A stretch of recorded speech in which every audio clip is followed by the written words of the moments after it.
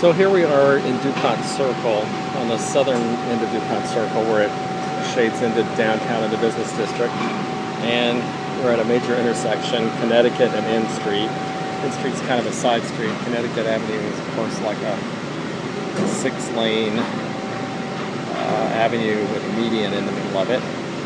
And what's really interesting is, there's some kind of media truck. It's all blocked off.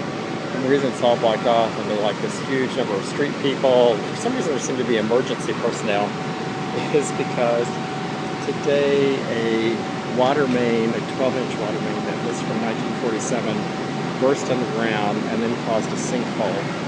You can probably see in front of these trucks where all the men in yellow are, a big stack of dirt. And there's a sinkhole that opened up that's big enough for a car to fall into. I don't think a car did fall into it. I heard about it early this morning, but I didn't realize it was a sinkhole. I thought it was just like, for some reason, traffic was stopped for a while. But then around 2, I heard that there was actually a sinkhole. Anyway, one of the things that's interesting, this used to be a little cafe, and maybe it closed for some other reason. It looks like it did. But building closed until further notice. No, it says Friday, June 1st. I think this is, due to water line break that has flooded the building. So that is kind of new. Anyway, there's a garage. Apparently the garage flooded,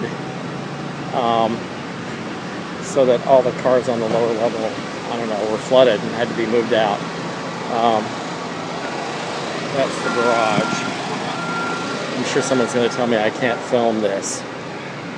Anyway, I want to get you a good picture of the sinkhole. Now, what's interesting about this, of course, is that DC is a democratic-ruled city.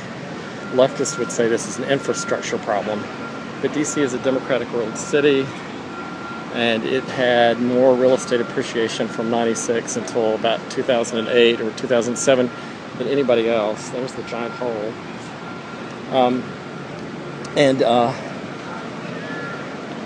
Every time a piece of real estate sold for about $100,000, there was a tax on both the buyer and seller for a total of 1.1% on each side, so $2,200 every time $100,000 worth of real estate sold. In this neighborhood, the average one-bedroom condo is $300,000. That's $6,600. And we all knew that the city was not using the money in any intelligent way. For instance, there are a lot of schools in D.C. that are full of asbestos and have kind of 1,000 students with one working women's room and one working men's room, aside from the fact that there aren't enough teachers or good teachers and they spend the money on administrators. During this time, they did build this giant gleaming, takes up about 4 city blocks, convention center. And it looks like the other thing they did was they didn't replace any water mains. Water mains breaking is not all that new in D.C. And in fact, water mains breaking and flooding houses out in Northwest is not all that new. But water mains breaking downtown and causing giant sinkholes to collapse in major avenues is a little newer. And the reason it's happening, of course, is because the government gets to decide how to spend the money, and they build a convention center with it. And recently we've had some corruption where some city council people have spent $500,000 on themselves and have actually eventually gone to jail.